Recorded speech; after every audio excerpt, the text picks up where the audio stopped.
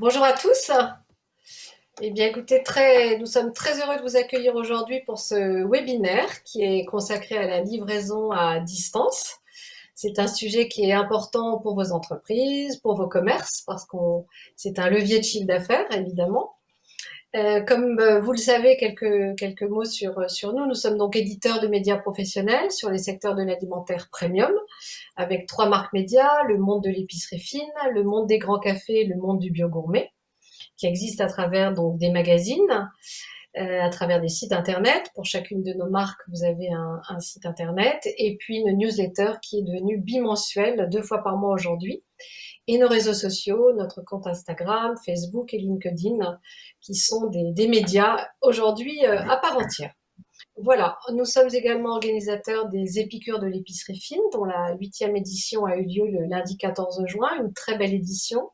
Tout le monde était très, très content de se retrouver au pavillon Gabriel, et cette année, nous avions la chance d'avoir pour parrain François-Régis Gaudry et Laurent Trégaro de la Grande Épicerie de Paris. Voilà. Alors, ce webinaire va être animé par Bruno Lecoq. Bruno, qui est directeur de la rédaction du Monde de l'épicerie fine. Et ce webinaire, eh bien, nous l'avons monté en partenariat avec Chronofresh. Chronofresh, qui est notre partenaire depuis 2014, donc pratiquement depuis la création du Monde de l'épicerie fine. C'est un acteur majeur pour l'alimentaire, pour la livraison de l'alimentaire en général, et bien sûr pour le secteur gourmet en particulier, et aussi bien sur le frais, sur le sec, sur le surgelé. Mais vous allez voir que notre intervenant, Florence Simoneau, va nous expliquer tout cela. Voilà. Quelques petits détails pratiques. On vous propose de répondre à vos questions à la fin du webinaire. Donc, vous pouvez sur Zoom animer votre petite bulle qui vous permet de poser des questions. Et voilà. Je vais vous représenter rapidement le sommaire que nous allons vous présenter. Donc le sommaire, on va être en préambule, je pense qu'il faut répondre à la question déjà, pourquoi proposer un service de livraison à votre clientèle? En quoi est-ce devenu important, essentiel? Mais en tout cas, il faut répondre à cette question avant de vous lancer. Pour quelle offre? À quel moment faut-il le faire? Des conseils tarifaires qui vont également vous orienter. On a souhaité également vous donner un mode d'emploi, parce que c'est important de bien emballer la chaîne du froid, les produits interdits, les délais. Et on verra les engagements que notre partenaire Chronofresh vous offre, et puis voir à travers quels canaux de communication faut-il communiquer pour faire connaître son offre. Voilà, en tout cas, vous verrez en conclusion, pas d'improvisation, c'est un métier et c'est quelque chose qu'il faut bien penser pour bien mettre en œuvre. Voilà. Eh bien, allons-y.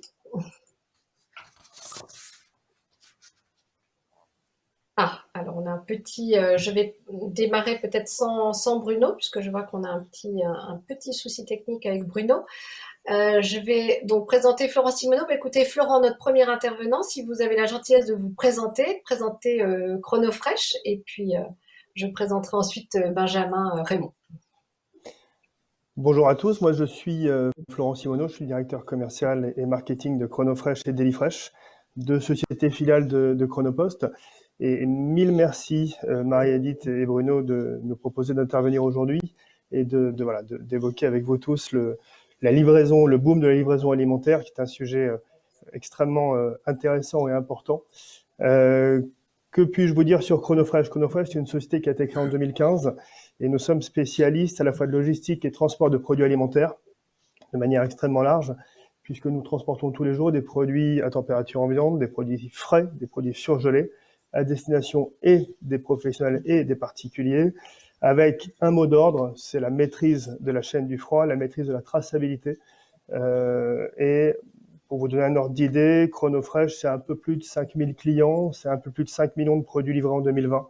Donc on est une société jeune, mais qui suit la dynamique du marché alimentaire français. Très bien. Eh bien, je vais proposer maintenant à Benjamin Raymond de se présenter, de la société de la maison Le Borvo. Oui, Bonjour Benjamin. bonjour à tous. Bonjour Marie-Edith. Donc, je suis Benjamin Raymond de la société Le Borvo. Donc, nous sommes fabricants de le cœur de notre métier, c'est le saumon fumé. On est une entreprise familiale depuis 41 ans cette année. Et nous sommes spécialistes aussi de tout ce qui est terrine, plats cuisinés, tartinables et autres spécialités via notre filiale Borvo Traiteur. Voilà. D'accord, Nous sommes très bien. utilisateurs de Chronofresh depuis maintenant à peu près 3 ans. Voilà. Oui, alors ce qu'on trouvait intéressant en tout cas dans la façon de faire fonctionner ce webinaire, c'est vraiment qu'il y ait qu'il y ait le témoignage bien entendu de Chronofresh, mais qu'il y ait le témoignage d'un client. Donc c'est la raison pour laquelle on a choisi un de vos clients qui est la maison Le Borvo. Merci beaucoup Benjamin d'avoir accepté. Mais c'était important qu'on puisse avoir votre témoignage parce que nous regardent aujourd'hui aussi bien des commerces que des producteurs et d'avoir votre retour d'expérience. C'est important. Donc Florent, je pense qu'on va démarrer par la première question, tout simplement. Pourquoi proposer un service de livraison à sa clientèle? C'est une vraie bonne question, Marie-Edith. En fait, il faut juste se replacer dans un contexte global de marché. Alors on a tous en tête ce qui vient de se passer depuis une quinzaine de mois partout dans le monde avec cette crise malheureuse du Covid. Elle a aussi fait naître des opportunités, elle a aussi fait s'accélérer une tendance de fond qui existe depuis déjà quelques années, qui est la livraison à domicile. Alors évidemment, là, moi, je me place sous l'angle à la fois d'entreprises comme Le Borvo, qui est un des fournisseurs du monde de l'épicerie, mais également sous l'angle des épiciers, qui sont effectivement à l'écoute du webinaire aujourd'hui. Le marché de la livraison, c'est un marché qui est extrêmement dynamique. Ce qu'il faut avoir à l'esprit, c'est que l'accélération qu'on vit depuis maintenant une quinzaine de mois, c'est 42% de livraison supplémentaire en 2020 par rapport à 2019, livraison à domicile. C'est un marché du e-commerce alimentaire qui a également progressé de 2 points, qui est passé de 6 à 8% de l'ensemble du marché alimentaire entre 2019 et 2020. Donc ça a été un phénomène d'accélération. Évidemment, les confinements ont joué à plein dans ces transformations de consommation. Je dirais qu'au niveau des particuliers, il y a une recherche des circuits courts, il y a une recherche de la traçabilité qui est très importante. Au niveau des professionnels, il y a aussi la volonté d'avoir des stocks mieux maîtrisés, d'avoir une date limite de consommation mieux maîtrisée. Il y a aussi des grandes problématiques de logistique urbaine. Tout ça participe, selon nous, mais selon ce qu'on observe, selon les études qui peuvent sortir, du côté impératif de proposer de la livraison à domicile. 1000 manières de le faire. On peut proposer la livraison à domicile en allant tout simplement proposer ça dans un rayon très local de 500 mètres, 1 km, 2 km autour de son épicerie, autour de son commerce. Mais ça peut aussi être d'aller proposer la même chose au niveau du territoire national, voire international. Et c'est là où nous, on peut avoir évidemment un rôle à jouer pour accompagner et les artisans, les producteurs, les épiciers fins dans le fait de développer leur zone de chalandise. Alors peut-être Benjamin, comme Florent vient de répondre à cette... bonjour Bruno. Bonjour, Donc, excusez-moi. je suis à la première question. Bruno, tu vas pouvoir enchaîner. Benjamin, vous, à quel moment vous avez mis en place le service de livraison au sein de la maison Le Borvo? Alors, nous, on est parti d'une problématique que l'on avait depuis très longtemps, hein, la VPC traditionnelle, on la faisait déjà depuis plus de 30 ans. Depuis environ 15 ans, on a notre site de vente en ligne, notre boutique en ligne sur Internet. Et c'était une vraie problématique, la gestion d'un transport en froid dirigé, parce qu'on ne pouvait pas passer par les transporteurs pour le B2C, hein, la vente directe aux particuliers. Donc, ça générait en fait des emballages, un coût d'emballage exorbitant avec des icebox, des générateurs de froid à l'intérieur. Et donc, ça fait à peu près 3 décennies qu'on fait beaucoup de VPC. Mais là, l'arrivée de Chronofresh, on l'attendait depuis longtemps. Je savais bien que ça allait arriver à un moment. Donc, c'est arrivé il y a 5-6 ans à peu près. Et nous, on a démarré quasiment après, il y a 3-4 ans à peu près, sur 100% de nos ventes aux particuliers pour l'instant. D'accord. Bruno, je te passe la parole pour mener l'interview. Mais je veux bien, mais je ne sais pas où vous en êtes, c'est ça le problème. Mais Benjamin, vous avez échangé. Pardon, vas-y, je t'écoute. Vas-y, Bruno. Tu as fait quoi? Non, mais on a posé la première question ou c'est juste la présentation? On était au démarrage. Vas-y, tu peux y aller. Ah, bah ça va alors. D'accord. Donc, ma première question, c'est pour Florent Simoneau. Je veux savoir en quoi la mise en place d'un service livraison pour un commerçant et qui plus est un épicier fin est essentielle aujourd'hui. Alors, du coup, ça, Bruno, on y a un tout petit peu répondu déjà en introduction. Ah, Et ok. voilà, le point qu'on peut peut-être rajouter au travers de ça, c'est qu'est-ce que je dois faire quand je suis ou artisan, ou commerçant, producteur ou épicier fin? Qu'est-ce que je dois faire? Quand est-ce que je dois le faire? C'est se poser les bonnes questions en amont. Une des choses Hmm. qu'on a évoquées avec Benjamin quand on a et Bruno, quand on a préparé cette intervention, on s'est dit que finalement proposer la livraison à domicile, c'est quelque chose qu'on ne devait absolument pas improviser. Ça doit participer à une stratégie de la part de l'entreprise qui va décider de faire de la livraison. Et il faut se poser en amont les bonnes questions, de savoir ce qu'on va décider de mettre de proposer comme offre à la livraison. Est-ce qu'on propose exactement les mêmes produits qu'on a dans son épicerie? Est-ce qu'on va proposer une gamme complémentaire? Est-ce qu'on va proposer des produits frais, des produits à température ambiante? Qu'est-ce qu'on va effectivement faire? Ça participe vraiment à la stratégie que devra mener chacun des épiciers, chacun des artisans, chacun des producteurs, avant de décider de se lancer dans la livraison de produits aux particuliers, mais aussi pourquoi pas aux professionnels, hein, puisqu'on parle de la maison Le Borvo. La maison Le Borvo, tous les jours aussi, approvisionne de son côté les épiciers fins ou d'autres commerces. Donc la question se pose aussi auprès des professionnels. Donc c'est important de bien réfléchir en amont à ce qu'on veut faire et de pas improviser. On voit trop souvent des entreprises qui décident effectivement de manière un peu trop rapide de se lancer sur ce marché de la livraison.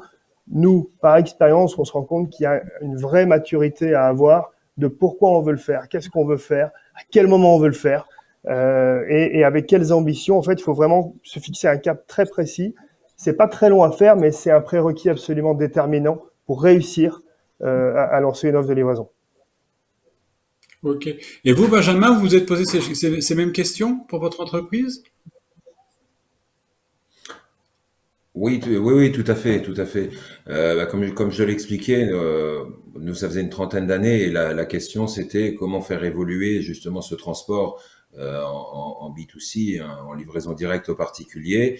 Et aujourd'hui, même, comme je le disais au préalable, ça fait 3, 4 ans qu'on travaille avec ChronoFresh et depuis 1 an et demi, on a même confié une grosse partie de nos positions de transport en B2B, hein, aux professionnels pour les épiceries fines, l'hôtellerie, restauration, sur toutes les positions inférieures à 30 kilos, ce qui nous a permis de gagner en réactivité aussi et de pouvoir faire des envois en multicolis, ce qui nous a beaucoup facilité.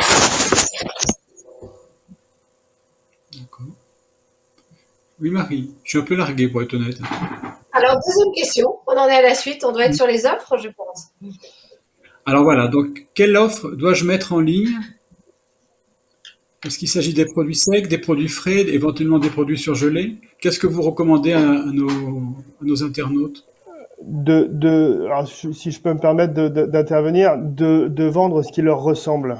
Je pense qu'une des forces d'un épicier fin, c'est de bien connaître ses produits et systématiquement de vendre des produits qui leur parlent et qui leur ressemblent. Donc moi, je pense qu'il faut avoir une offre, on en a parlé un tout petit peu avant, hein, une offre qui va ressembler effectivement à ce qu'on va retrouver en boutique, avec peut-être des produits pour lesquels ils n'auront pas la volonté effectivement qui n'ont pas la volonté de mettre en avant.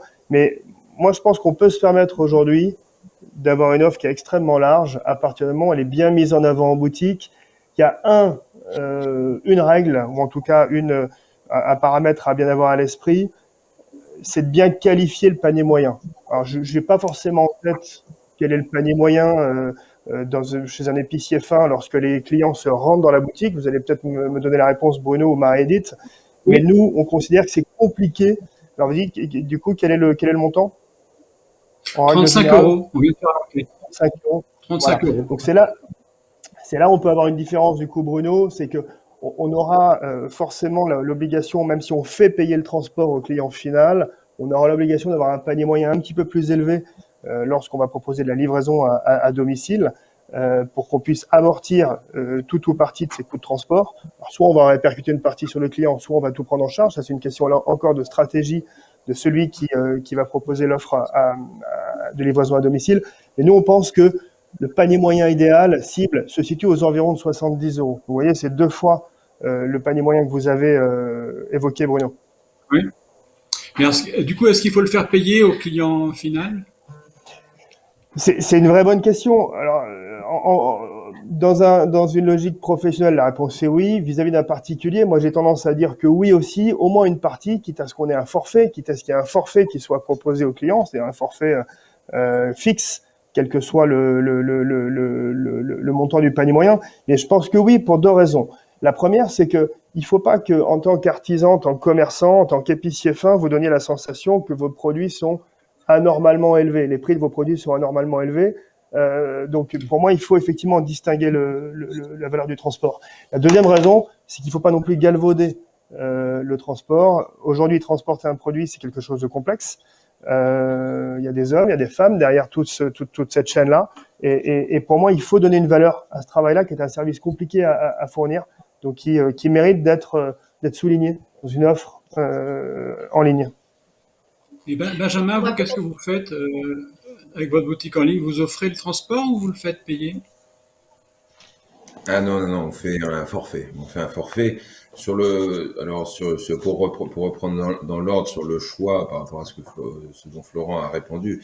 Alors sur le choix, nous, des produits, il est simple parce qu'on est producteur, donc on vend, on propose tous les produits que l'on fabrique. Après, au niveau des expéditions, on a créé un forfait. Aujourd'hui, on est sur un forfait de transport d'environ 16 ou 17 euros par envoi.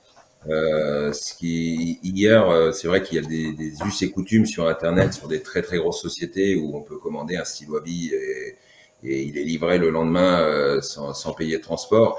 Mais après, pour nous, c'est pas quelque chose de rédhibitoire. Les gens l'acceptent et parce qu'il y a une vraie prestation de transport qui est en froid dirigé. Donc c'est un plus par rapport au transport, on va dire, standard. Ce qui donne un côté de réassurance aussi, de confiance vis-à-vis du client, parce que la rupture de la chaîne du froid, c'est quelque chose de très important sur laquelle les gens sont très sensibles aujourd'hui. Donc voilà. Bien sûr. Oui, Marie? Non, ce que je veux dire, c'est, est-ce que vous avez justement une politique tarifaire un peu différente pour les professionnels et pour les particuliers, Benjamin? Alors pour les particuliers, on a justement, on a toujours un niveau de franco sur l'un ou l'autre. Pour les particuliers, il y a quasiment un forfait à chaque fois. Et pour les professionnels, par exemple, on est monté parce que sur des ventes aux professionnels, bien sûr, dans sa logique, on vend à un revendeur, donc on est sur des marges qui sont quand même beaucoup plus faibles qu'une vente en direct. Et on est sur des francos, par exemple au Borvo, le franco, il est à partir de 800 euros de commande. À partir de 800 euros, on prend l'intégralité en charge du transport et en deçà de 800 euros, ou que ce soit pour les particuliers ou pour les professionnels, dans tous les cas, on prend toujours en charge une partie du transport. Voilà. D'accord. Et juste une dernière question à Florent par rapport aux 70 euros que vous donniez. C'est un point de repère, ça pour vous, Florent, que vous avez établi avec votre expertise? Alors, évidemment, ça reste un ordre d'idée. Si vous êtes sur des produits à température ambiante, des produits d'épicerie classiques secs, on sera peut-être un petit peu en dessous de ça. Dès qu'on va être sur des produits frais, on sera vraiment avec un point plancher aux environs de 70 euros, parfois un petit peu plus. Moi, ce que je propose avec cette somme-là, c'est une espèce de point de repère à donner effectivement à nos personnes qui nous écoutent. Évidemment, tout se discute. On peut toujours discuter de la manière dont cette somme-là est fixée. Mais je pense que c'est un point de repère qui est assez parlant. C'est le panier moyen à travers lequel, on est capable d'absorber une partie du prix du transport et deux, on est capable de répercuter auprès du consommateur une partie raisonnable. D'accord. C'est un bon point de repère. C'est ce que je me dis. Est-ce qu'on peut aborder maintenant la question du comment, de l'emballage, de toutes ces choses qui sont importantes pour les épiciers fins? Vous avez des recommandations à nous donner, Florent? Alors, le sujet de l'emballage, c'est évidemment un sujet primordial puisqu'on on peut vite transporter des produits extrêmement fragiles, même si il faut avoir à l'esprit que dans la manière dont nous on opère côté Chronofresh, dès qu'on va transporter des produits frais ou des produits surgelés, donc des produits sous température dirigée, on aura uniquement des manipulations manuelles. Ça passera pas sur des chaînes de mécanisation comme on peut l'avoir sur des produits à température ambiante, sur des produits secs. Mais il n'empêche que les produits alimentaires sont par nature souvent fragiles et on doit absolument travailler à la fois l'emballage externe, donc des cartons double ou triple cannelure, des cartons assez solides, et on doit également travailler à l'intérieur de ces colis-là le calage des produits. Voilà. Donc nous, il nous arrive assez régulièrement de faire des tests avec un certain nombre de nos clients qui nous disent voilà quels sont les conseils que vous pouvez nous donner. Et comme nous, on n'est pas des spécialistes de l'emballage en tant que tel ou du calage, il y a des sociétés qui le font très bien. Nous, ce qu'on propose souvent, c'est de regarder en amont le type d'emballage et le type de calage, et ensuite d'effectuer des tests de voyage des produits pour être sûr, effectivement, que les produits vont arriver sans être trop bousculés.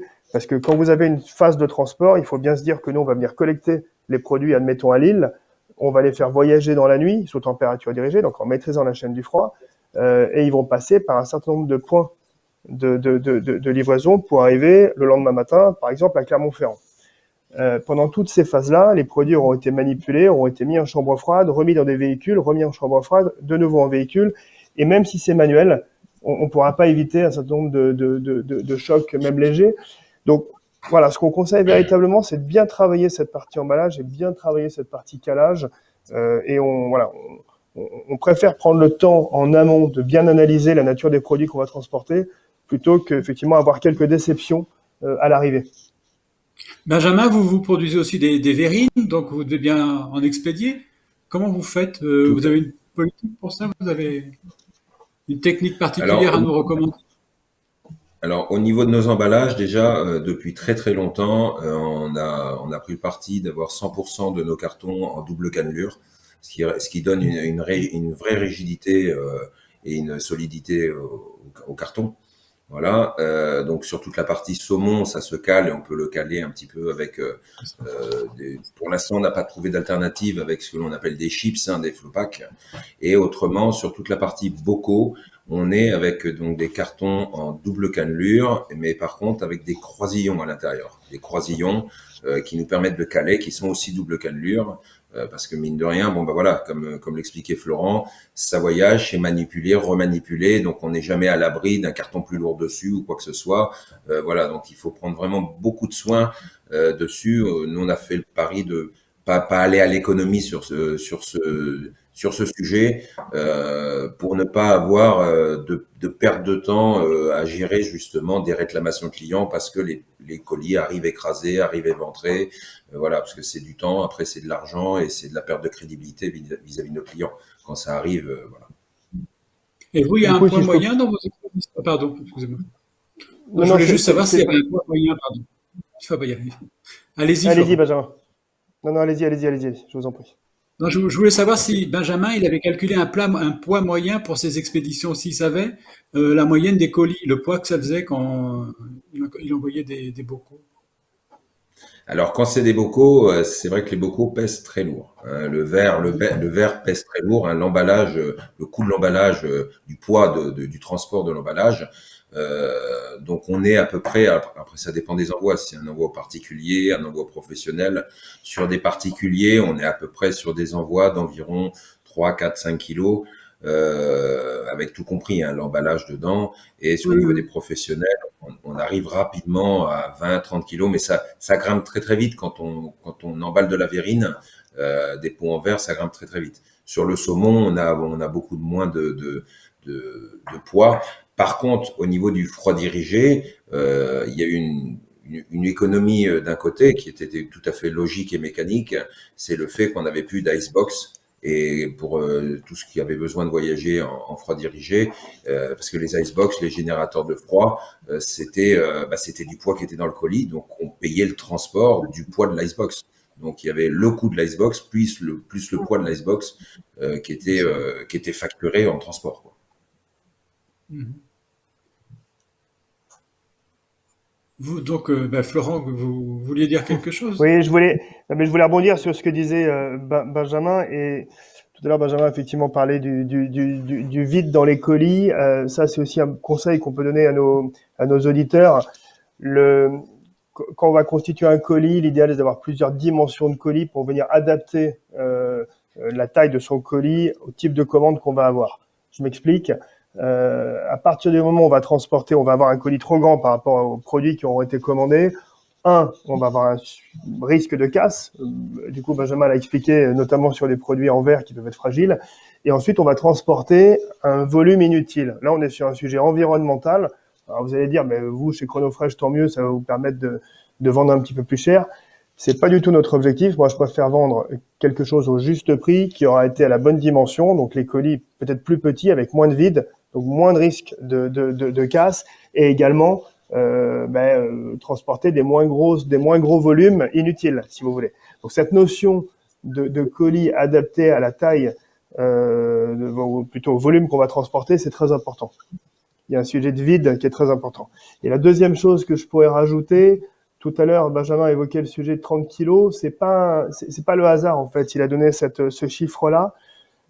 Quand on transporte des produits, chez Chronofresh, on transporte des colis qui font au maximum 30 kilos.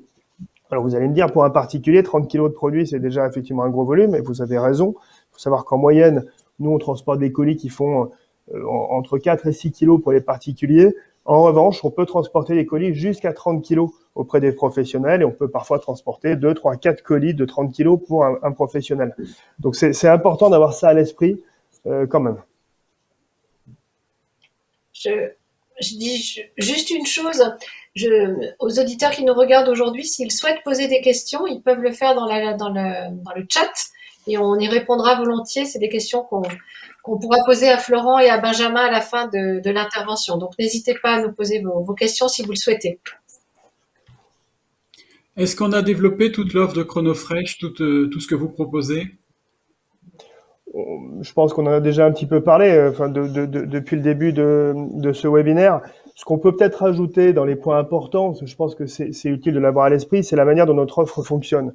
J'ai expliqué tout à l'heure effectivement que notre métier, c'était de venir collecter tous les jours des produits partout en France, puisqu'on a des clients qui sont situés absolument partout en France, et c'est de les livrer le lendemain partout en France ou même à l'international. Je vais vous en parler juste après.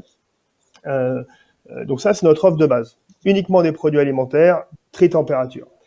Donc on vient chercher les produits, par exemple le lundi, on va le faire voyager dans la nuit et ils seront livrés le lendemain matin avant 13h ou sur rendez-vous dans les grandes métropoles françaises. Donc on va avoir une offre qui va s'adapter aux besoins de chacun de nos clients. Dans les sujets ou dans les points importants, il faut savoir que les destinataires, que ce soit des particuliers ou des professionnels, reçoivent la veille de la livraison et le jour même un avisage, c'est-à-dire une information sur le moment précis le moment précis de la livraison dont ils vont bénéficier. À partir du moment où ils vont recevoir cet avisage-là, ils vont pouvoir agir sur la livraison et éventuellement reprogrammer la livraison si pour une raison ou pour une autre, ils ne sont pas disponibles pour recevoir le produit. Dans ces cas-là, si on est sur des produits sous température dirigée, notre métier, ça va être de garder les colis et de les remettre en chambre froide pour les livrer le lendemain ou le surlendemain, selon la consigne qui nous aura été donnée. Donc, on a une maîtrise de la chaîne du froid totale. Lorsqu'un client de la maison Le Borvo passe une commande, que ce soit un professionnel ou un particulier, s'il décide finalement de ne pas recevoir ses produits le mardi, mais seulement le mercredi ou le jeudi, on va garder les produits de la maison Le Borvo en chambre froide. Donc, il n'y aura aucun risque de rupture de la chaîne du froid.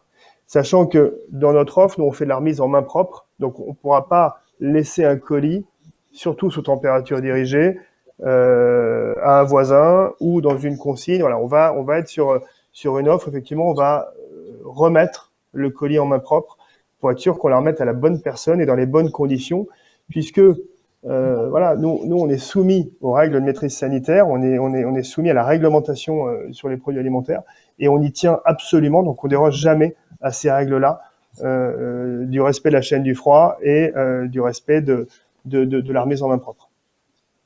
Et quand vous expédiez à l'étranger, vous travaillez avec des partenaires locaux là-bas, dans les différents pays? c'est une bonne transition. On a, nous, une offre dans laquelle on fait partie d'un groupe, hein, vous savez, c'est le groupe Chronopost, et au-dessus de Chronopost, il y a le groupe Géopost, donc qui appartient à la Poste française. C'est une structure qui est extrêmement puissante et qui est présente dans énormément de pays dans le monde et très, très puissant en Europe. Donc, on a un certain nombre de filiales dans tous les pays d'Europe notamment. Et après, on travaille avec des partenaires lorsqu'on est en grand export. On va donc proposer, nous, la livraison de produits sous température ambiante dans 230 pays dans le monde et en frais.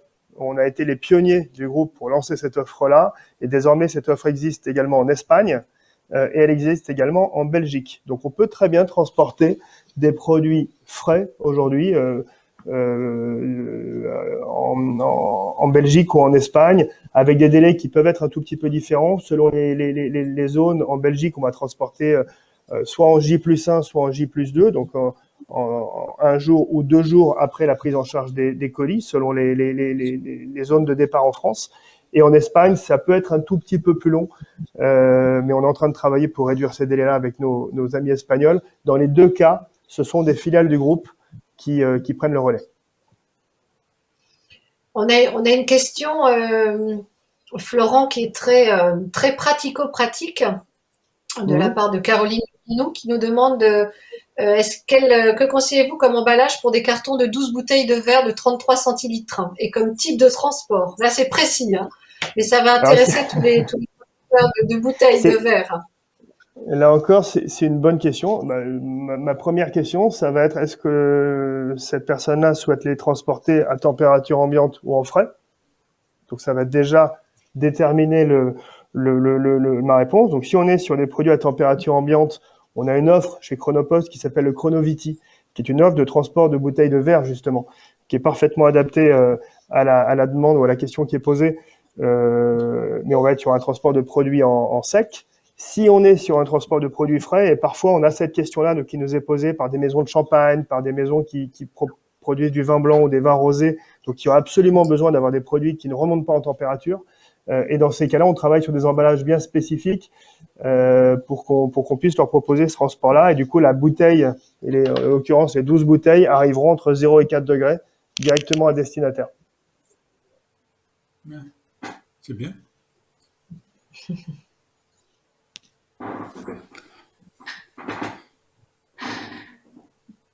Qu'est-ce qu'on fait? Ah ben on continue. On continue à lire les... Parce que là, je lis une question d'un internaute qui demande s'il faut souscrire un abonnement avec Chronofresh en amont. Je sais pas s'il est possible de solliciter le service au dernier moment. Alors, on a effectivement besoin de contractualiser en amont avec nos clients pour plusieurs raisons. D'abord parce qu'on a besoin de connaître la nature des produits qu'on transporte. Il faut savoir qu'encore une fois, le transport de produits alimentaires, c'est quelque chose de réglementé. Si vous êtes un ostréiculteur, vous serez soumis à une note de la Direction générale de l'alimentation qui oblige à ce que le transport soit fait dans telle ou telle condition. Si vous êtes sur des produits de la mer, vous aurez également une autre obligation qui est de transporter les produits entre 0 et 2 degrés, etc., etc. Donc, on a une réglementation française et européenne qui est un petit peu complexe. Donc, on doit absolument connaître la nature des produits qu'on va transporter. Et du coup, je peux vous dire tout de suite qu'on a, nous, plusieurs types de contrats qui vont être adaptés à la nature des produits qu'on transporte. La deuxième raison, c'est qu'on est sur un métier qui va à une vitesse absolument folle. Vous pouvez imaginer effectivement que les choses se sont accélérées considérablement, je vous le disais, depuis une quinzaine de mois. Et nous, on a besoin d'adapter les moyens aux demandes qu'on va avoir. Donc, quand un nouveau client nous sollicite, on prend le temps, de bien connaître ses produits, de bien connaître les volumes qu'il va être amené à nous confier, en nombre de colis, en poids moyen des colis, en type de destinataire, etc., pour qu'on puisse répondre à sa demande. Donc, moi, je suis incapable de démarrer un client moins d'une semaine après avoir eu ces informations-là qui sont absolument déterminantes pour qu'on fasse les choses bien. Je pourrais vous dire on va le faire vite, mais je ne le souhaite pas parce que je veux absolument pas qu'on le fasse mal. Je reprends juste une question, Benjamin. Quels sont vos clients en fait en termes de délai? Quelles sont leurs attentes vis-à-vis d'une maison comme la vôtre en termes de délai de livraison? Ouais. Étant donné que l'essentiel des volumes que l'on envoie, c'est sur la partie frais, donc en saumon fumé, on est sur des délais très très courts, hein. C'est du A pour B. C'est-à-dire qu'on a un taux de réactivité qui est très rapide. C'est-à-dire qu'on reçoit la commande la veille, on fait un départ le lendemain, ou même la commande le matin de bonne heure et ça part en début d'après-midi pour une livraison le lendemain. On est sur on n'est pas sur de l'ultra frais avec 3-4 jours, on a 21 jours de DLC sur la partie saumon fumé, mais c'est des besoins, les besoins aujourd'hui, tous ces les délais se sont vraiment contractés parce qu'aujourd'hui, les gens, bon, bah voilà, c'est la politique du zéro stock, hein. On essaie d'avoir juste ce qu'il nous faut en produits et en même temps, besoin d'une réactivité parce que pareil, je vois par exemple au niveau de la restauration, les réservations se font, les choses planifiées 1 mois, 2 mois à l'avance, c'est fini. Aujourd'hui, les choses se font beaucoup en dernière minute, ils valident des dossiers en dernière minute, donc à nous d'être très réactifs. Et donc la partie transport est un élément, comme je l'explique souvent à mes clients. Voilà, nous on fait notre métier, on fabrique nos produits, eux, ils commandent les produits, ils ont besoin de nos produits pour pouvoir bien faire leur métier, donc on a besoin de les satisfaire. Et entre nous, entre moi qui produis et mon client qui en a besoin derrière, on a un élément qui s'appelle le transport et on a besoin d'une réactivité et surtout beaucoup de fiabilité, voilà, et de savoir où est-ce qu'on en est, quoi. Ok. On a une question Ouais. à nouveau pour vous, Florent, qui est comment faire, ça c'est une épicerie fine, French épicerie, que faire si on expédie des bouteilles et des conserves dans le même colis? Ah, alors, c'est souvent le cas. En fait, on a un certain nombre de clients qui disent effectivement, moi, je vais transporter à la fois des produits à température ambiante et des produits frais dans le même colis, ou qui vont transporter des produits alimentaires et des bouteilles dans le même colis. D'abord, il faut savoir que dans ces cas-là, déjà, s'il y a plusieurs températures, nous, on va transporter en frais. Voilà, on va maîtriser la chaîne du froid. Donc, le plus important, c'est déjà d'avoir des produits qui vont être entre 0 et 4 degrés. Donc, on va déjà les transporter en frais. La deuxième chose, je reviens au sujet de l'emballage. On va travailler un emballage et vous allez travailler avec votre emballeur, un emballage qui va permettre d'avoir soit des alvéoles, soit des systèmes de calage, des croisillons dans lesquels on va mettre à la fois des bocaux et à la fois des bouteilles. Voilà, c'est des choses qui se travaillent et vraiment l'évolution de l'emballage depuis quelques années absolument incroyable. C'est poussé par le e-commerce évidemment, hein. Et je le dis d'autant plus facilement que c'est pas, encore une fois, c'est pas notre métier de faire de l'emballage. Nous, on est là pour transporter les emballages, transporter les colis. Mais ça, c'est pas un souci. Les spécialistes du carton savent parfaitement s'adapter à cette question-là. D'accord. Maintenant, je te laisse reprendre le fil de ton interview. Après ces Oui, petites questions. non, on a abordé tout ce qui était les obligations légales déjà, donc on l'a fait. Comment doivent communiquer les commerçants qui veulent proposer à leur clientèle une livraison? Il faut qu'ils quoi? Ils se présentent sur un site internet, ils utilisent les réseaux sociaux. Comment font-ils pour faire savoir qu'ils livrent? Je pense que Benjamin est mieux placé que moi pour répondre. En tout cas, lui, il le vit. Moi, je pourrais peut-être en parler aussi après, mais Benjamin, Alors, je pense. oui, je m'y lance, je m'y lance. Donc en fait, il y a plusieurs canaux, hein. Bien sûr, bon, comme disait Bruno, il y a les réseaux sociaux, mais derrière tout ça, ce sera la communication qui emmènera vers soit une boutique en ligne, soit une VPC traditionnelle avec des bons de commande. Donc voilà, les gens, et après c'est à nous, on va dire, soit moi, pour ma part producteur ou une épicerie fine un épicier qui veut faire de la vente en ligne ou en VPC traditionnel, à pouvoir justement faire des mailings de catalogue pour pouvoir faire des prises de commandes, et c'est après qu'intervient la préparation et l'expédition. On a d'autres questions qui arrivent, hein. Ah, on en a. Pas mal d'ailleurs. Mais je Ouais. ne sais pas si c'est juste. Est-ce que vous avez entendu parler d'une nouvelle loi qui taxerait les produits envoyés à des particuliers? C'est un internaute qui nous pose la question. J'ai pas pu vérifier s'il y avait une nouvelle Alors, loi en préparation. je suppose que ça concerne, alors j'imagine, hein, les importations sur les produits qui sont, jusque-là, les produits qui étaient de faible valeur, moins de 20 euros, effectivement, étaient exonérés de TVA. J'imagine que c'est ça. Ah, La question fait référence à ça.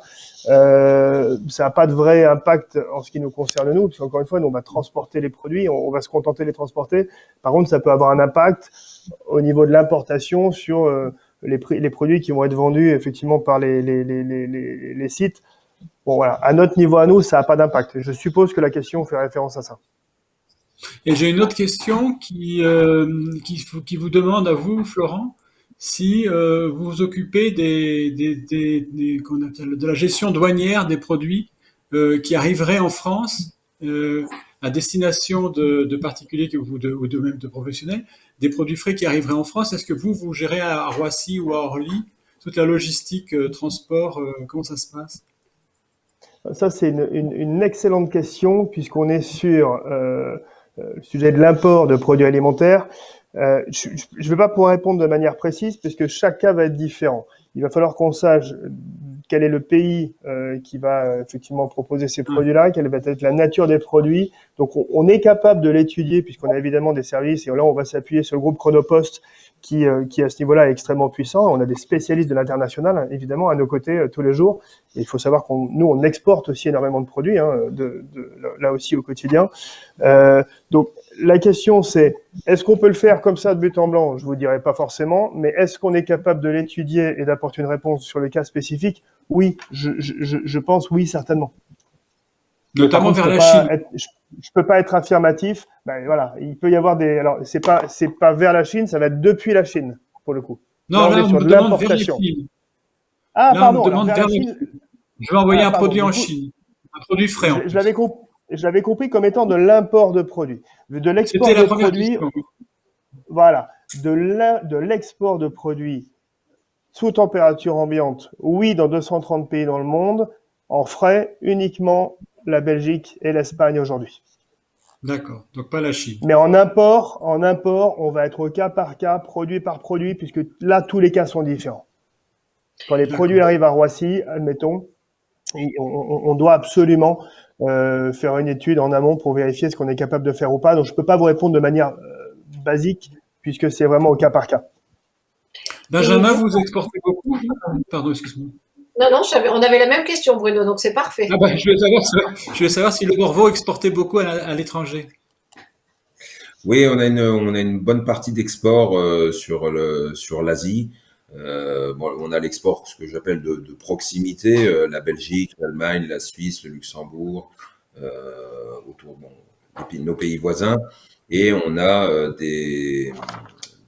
de l'exportation des envois toutes les semaines sur l'Asie, hein, toutes les semaines en frais sur Hong Kong, ou sinon en export, on travaille aussi en surgelé. Parce que l'intérêt du surgelé, c'est que ça peut voyager en bateau, parce que la durée de vie du produit est un peu plus longue. Par exemple, pour les destinations comme Singapour ou le Japon, l'essentiel de mes clients, c'est envoyé en surgelé. Ou en sec, si c'est pour des conserves. Voilà. Et encore une fois, c'est un rapport de transport, parce que par bateau, entre le transport bateau, le transport avion, c'est un rapport de 1 pour 10 hein, au niveau du coût, en fonction de la destination. On continue à suivre les questions des internautes ou pas? Oui, il nous Si vous reste 10 voulez. minutes avant de terminer, Parce donc que il y a un lecteur qui se demande, il y a un lecteur qui nous dit comment ça se fait que certaines plateformes de vente comme de produits frais comme pour de bon arrivent à pratiquer des tarifs de livraison aussi bas. Là aussi, bonne question. Tout à l'heure, Benjamin en fait a répondu à la question de savoir comment est-ce qu'on peut se faire connaître, quels sont les canaux de communication. Et Benjamin a expliqué effectivement que lui, il avait mis effectivement son site en ligne, un site comme celui de Le Morveau, c'est un site qui a pignon sur rue dans son domaine d'activité. Et ça participe à la stratégie que vont avoir les entreprises pour se développer. Pour pouvoir se développer, soit effectivement on a son propre site web, ça coûte un peu d'argent, il faut se trouver une place dans un univers web qui est extrêmement saturé, et c'est très compliqué d'exister. Deuxième possibilité, on a des clients qui font ça. J'ai un client en tête notamment qui en fait a décidé de pas du tout utiliser de site internet. À chaque fois qu'un client rentre dans sa boutique, il leur donne un flyer. Et dans ce flyer-là, le client sait qu'il peut commander en passant un coup de téléphone à la boutique et se faire livrer les produits qu'ils auront goûtés dans la fameuse boutique. Donc là, on est sur quelque chose qui pourrait correspondre un petit peu à de la VPC, comme pouvait le faire, comme on pouvait le connaître il y a quelques années. Troisième possibilité, les réseaux sociaux. Quatrième possibilité, ça va être de faire appel à des plateformes comme Épicerie, comme Pour de Bon. Donc, je vais répondre à la question de la personne. Pour de Bon, c'est une structure effectivement qui sert de marketplace de produits alimentaires. Là encore, très température. C'est un de nos clients historiques. On a participé, nous, à la création de Pour de Bon à l'origine. Et donc maintenant, Pour de Bon vit sa propre vie. Et on a en fait des volumes très importants de livraison avec Pour de Bon. Donc en fait, ça participe simplement à la volumétrie participe au fait qu'on soit capable de leur proposer des tarifs qui sont attractifs. Et eux, après, ont une politique où ils vont proposer une solution clé en main aux gens qui vendent sur leur plateforme, à la fois servir de vitrine, c'est le principe de la marketplace, et en même temps proposer une solution de transport. Donc ils ont une solution globale. Donc en fait, le prix du transport que propose Pour de Bon, moi je veux dire, je le connais même pas. C'est dans leur politique à eux de savoir quelle politique ils font. Mais en tout cas, si on veut avoir des tarifs, il y a énormément de paramètres qui rentrent en compte. Nous, on a une politique tarifaire qui est assez simple et qui forcément tient compte de la volumétrie par définition. C'est une question justement. Les gens nous demandaient si on pouvait négocier avec vous sur si on a des gros volumes. Oui. De livraison. Voilà. Oui. Je viens de voir passer ça. Et vous, oui, Benjamin, c'est ce que Benjamin a parfaitement su faire.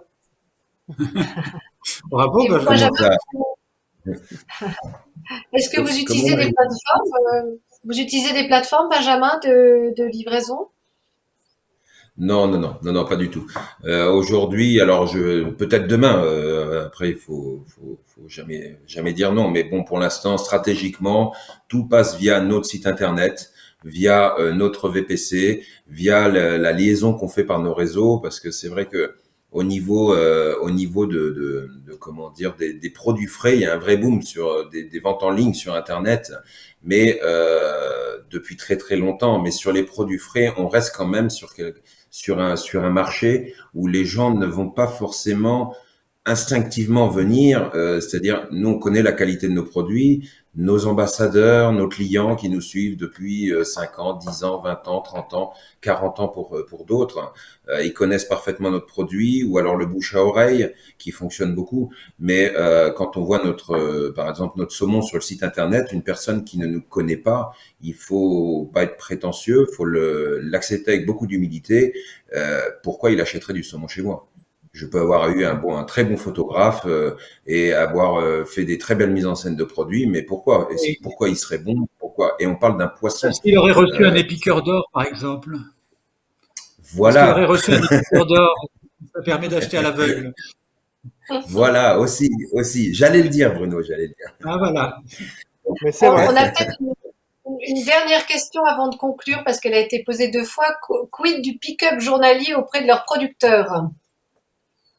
Donc la question, c'est de savoir comment se passent en fait les collectes au quotidien chez les producteurs. J'imagine que c'est ça, je suppose, chez les producteurs, chez les artisans, enfin chez l'ensemble de nos clients. Déjà, ça se passe bien.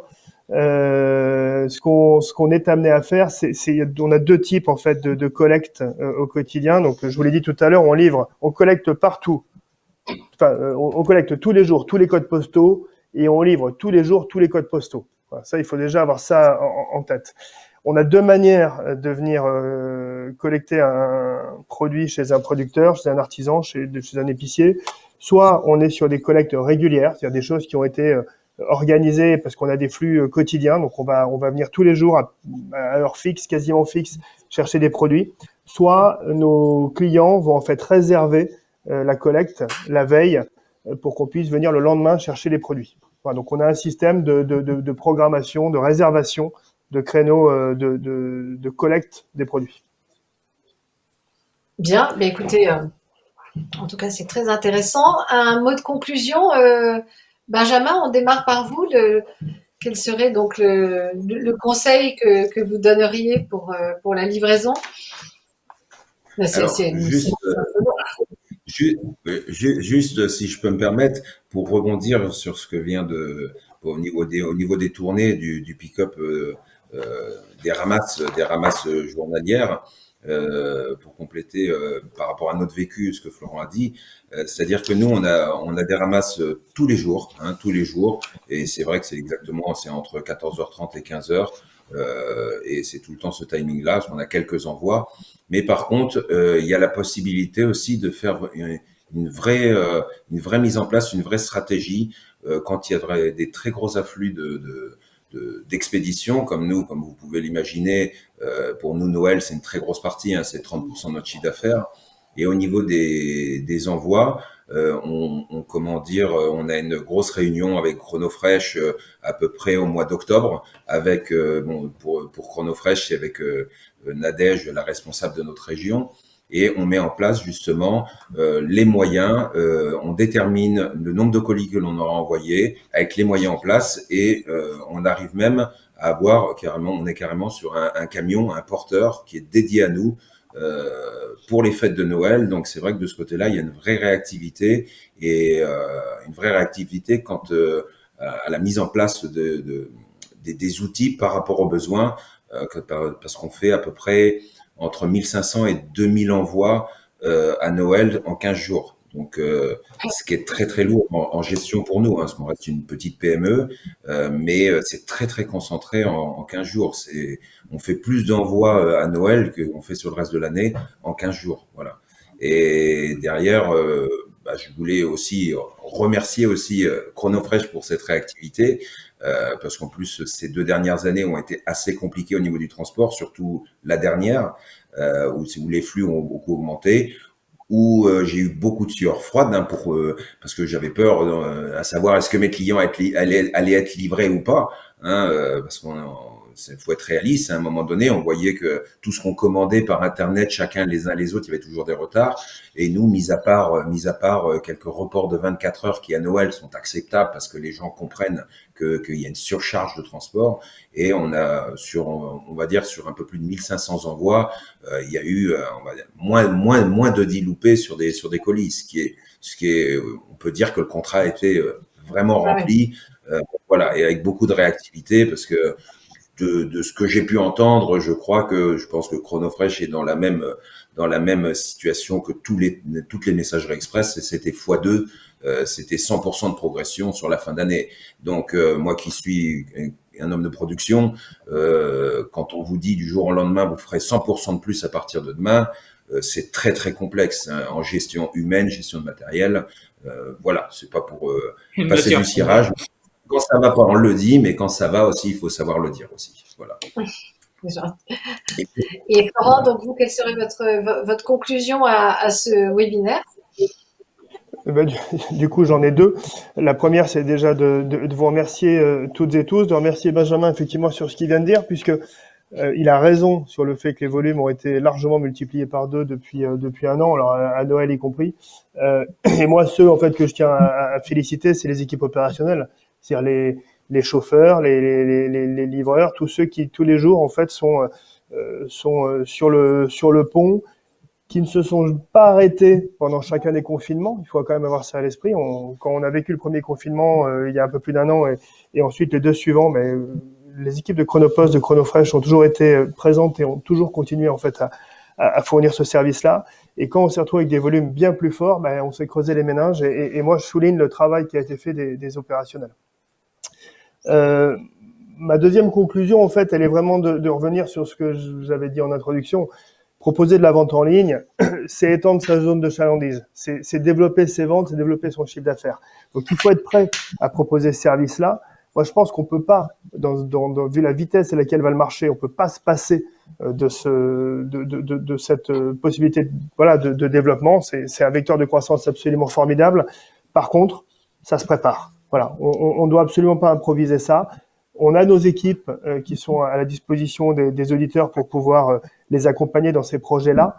Mais je pense qu'on est à l'aube d'une vraie dynamique. Aujourd'hui, il faut avoir à l'esprit qu'au Royaume-Uni, c'est 12-13% du marché qui est fait en livraison à domicile au niveau alimentaire. Donc nous, on est encore à 8. On sait que ce sont des phénomènes qui vont s'accélérer dans le temps. Bon, écoutez, vraiment parfait. Merci à Florence Simoneau de ChronoFresh, merci Benjamin Raymond. En fait, il y a pas mal de questions qui sont en suspens, donc ce que je propose à tous les auditeurs et les internautes qui nous ont suivis, c'est qu'on réponde à leurs questions par mail, hein, puisqu'on a leur mail et on a des questions, donc on s'engage à vous y répondre. Voilà, Bruno. Bah oui, non mais moi j'ai appris pas mal de choses, figure-toi. C'est bien. Non, c'est utile. Bon, C'est merci. utile, il faut l'avoir à l'esprit. Bah, du côté journaliste, c'est pas quelque chose qu'on aborde. Moi, je viens surtout de la presse gastronomique, donc toutes ces choses-là, pour moi, c'est un peu nouveau. Enfin, c'est nouveau, ça devrait pas l'être, mais disons que c'est toujours un peu étranger. Et non, je trouve que c'est intéressant. Et c'est surtout encourageant, parce que je vois que bon, les produits frais, c'est toujours été une problématique. Là, je vois qu'elle est résolue en fait, donc c'est bien. Bravo à Merci tous. beaucoup à vous tous et puis merci à tous les participants qui nous ont suivis et rendez-vous pour les prochains webinars puisqu'il s'agit bien d'une série que le monde de l'épicerie fine vient de mettre en route. Merci. Au revoir. Ouais, Hein. Merci. Merci à tous. Au revoir.